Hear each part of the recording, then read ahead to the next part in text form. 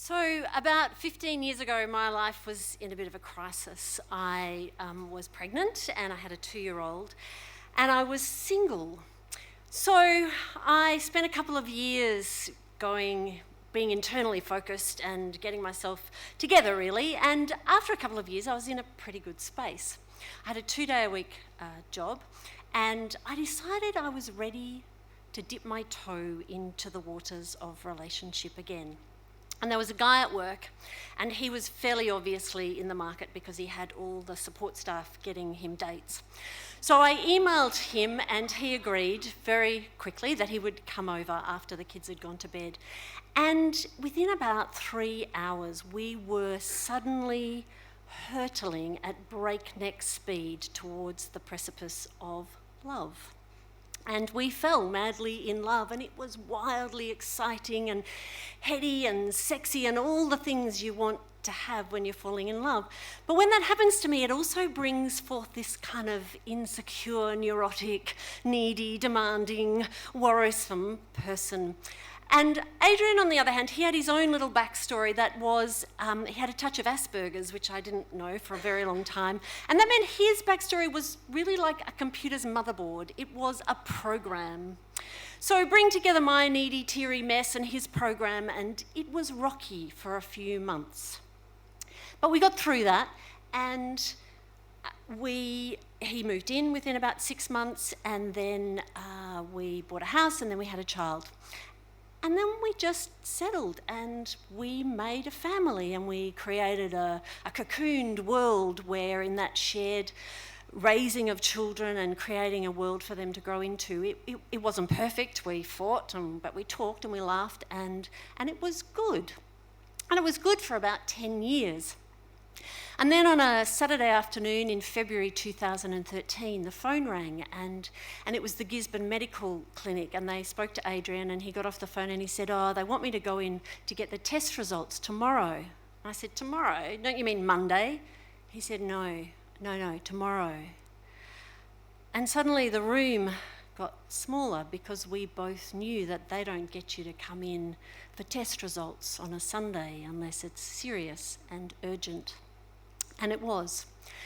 And we went into that appointment a bit like you go into the movies and it's daylight, and we came out and it was dark. It was myeloma, or some form of bone marrow cancer, and we drove home slowly trying to process it. But Adrian, ever the optimist, said, cancer, it's not the death sentence it was in the old days. It's probably just some common old garden variety of cancer, a couple of rounds of chemo, I'll be fine. And so we sailed home on some wings of hope. We weren't going to tell the children, and life in that afternoon went on. But I snuck a little look at Dr. Google, and it didn't look like some common old garden variety of cancer to me.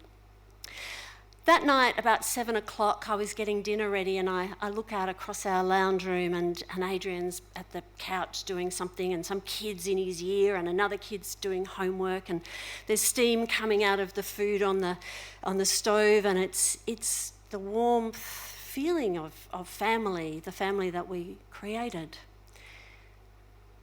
But underneath, I knew something was shattering.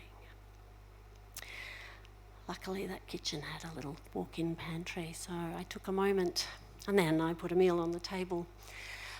Later that night, after the kids had gone to bed, we gravitated to the couch, and I said, "Hey, you fancy a port?"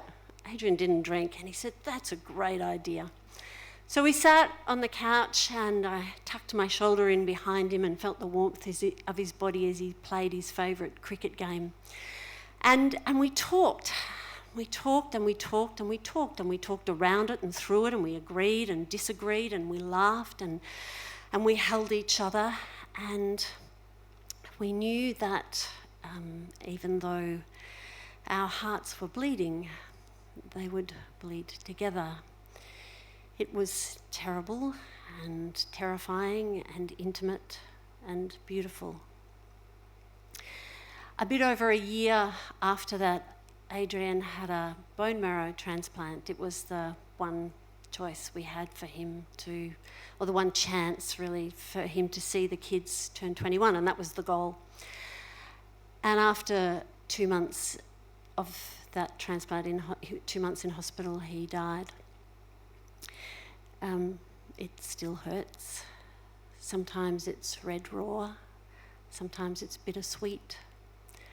Sometimes I get to tell stories about him like this one, and I get to live with him again. Thank you.